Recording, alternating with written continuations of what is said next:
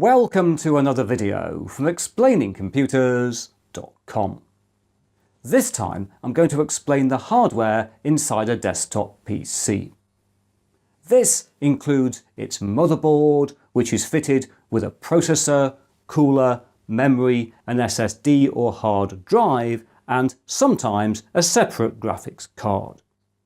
Mount all of these in a case and add a power supply and various cables, and we have a desktop computer. But we put this one together rather quickly. So let's take everything apart so I can explain PC hardware in more depth.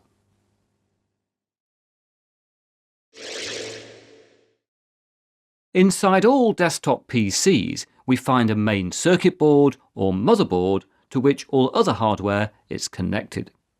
Many PC components insert directly into a motherboard socket, and in most desktop PCs this includes the Central Processing Unit or CPU. This is the hardware that actually runs computer programs and is secured in place by a retaining mechanism. The speed of a CPU is measured in gigahertz, with most modern processors having a speed of 2 GHz or more. Because modern microprocessors execute billions of operations per second, they generate a lot of heat. They therefore need to be fitted with a cooler, which is usually a metal heatsink and a fan. And, as we can see, when fitted, the cooler completely hides the processor from view. In addition to a processor, all computers require some random access memory or RAM. This is a form of temporary or volatile storage into which programs and data are loaded when the system is running. RAM modules are normally inserted into DIMM or dual inline memory module slots, with most motherboards having 2 or more DIMM slots that are arranged into 1 or more banks. Today, at least 4 GB of RAM is required to successfully run a modern operating system, with 8, 16 and 32 GB of RAM being common in a modern desktop PC. As the contents of RAM are lost when power is removed, all computers require some non-volatile storage to retain their operating system, applications and user data when they're switched off. For this purpose, a desktop PC will be fitted with at least one solid-state drive, abbreviated to SSD, or a hard disk drive, otherwise known as an HDD. SSDs store data on non-volatile memory chips, whilst hard drives read and write data to spinning magnetic platters. The capacities of SSDs and hard drives are measured in gigabytes and increasingly terabytes, with a modern PC usually having a main or system drive at least 250 GB in capacity. Whilst hard drives are slower than SSDs and are less robust, they do cost less per gigabyte. It's therefore not uncommon for a PC to have an SSD as the system drive on which its operating system and some programs and data are located, as well as a much larger capacity hard drive for the storage of games, videos or other very large data files. Some desktop PCs are also fitted with an optical drive for reading and writing CDs, DVDs and possibly Blu-ray discs, although this is becoming less common. Traditionally, as we can see here, optical drives, hard drives and SSDs have been fitted in bays or cages located at the front of a desktop computer's case.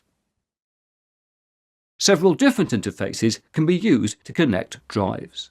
Most modern PC motherboards have a bank of SATA or serial ATA ports, and these can be used to connect a hard drive, optical drive or SSD via an appropriate cable. However, many modern motherboards also have 1 or more M.2 slots into which an SSD can be inserted and retained with a screw.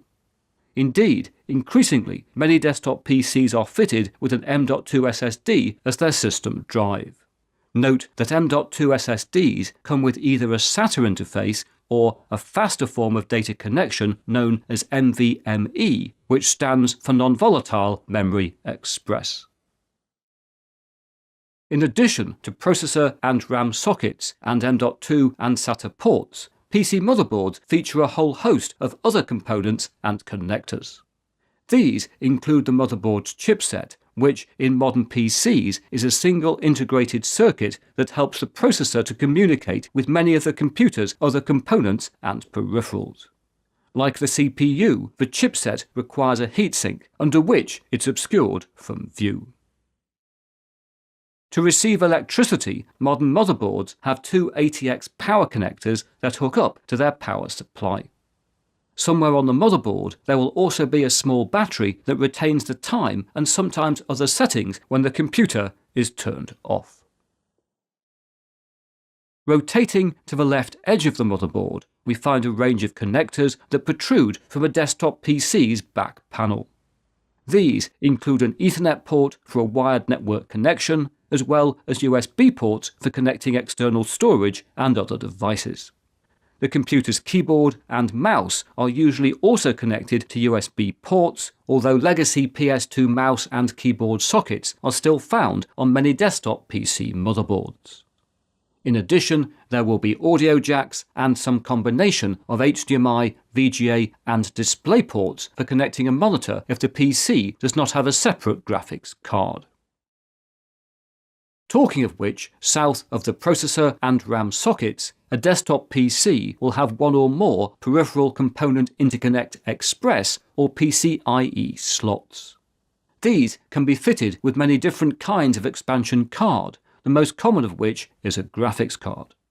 This contains a powerful GPU or graphics processing unit and is necessary in a PC that is used for high-end gaming or to run the most demanding video editing and related applications.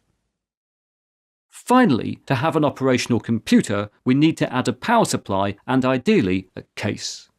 This typically has removable side panels to facilitate maintenance and upgrading, and is usually fitted with one or more fans to assist with cooling. So, if we now put on the side panels and add a monitor, keyboard and rodent, we have a fully functional desktop PC all ready to watch an explaining computers video.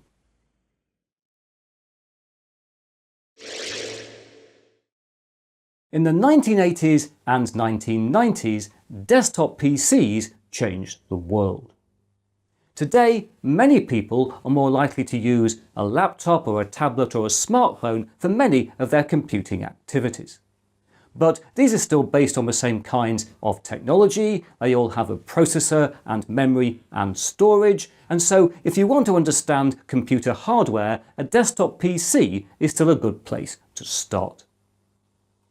But now that's it for another video. If you've enjoyed what you've seen here, please press that like button. If you haven't subscribed, please subscribe, and I hope to talk to you again very soon.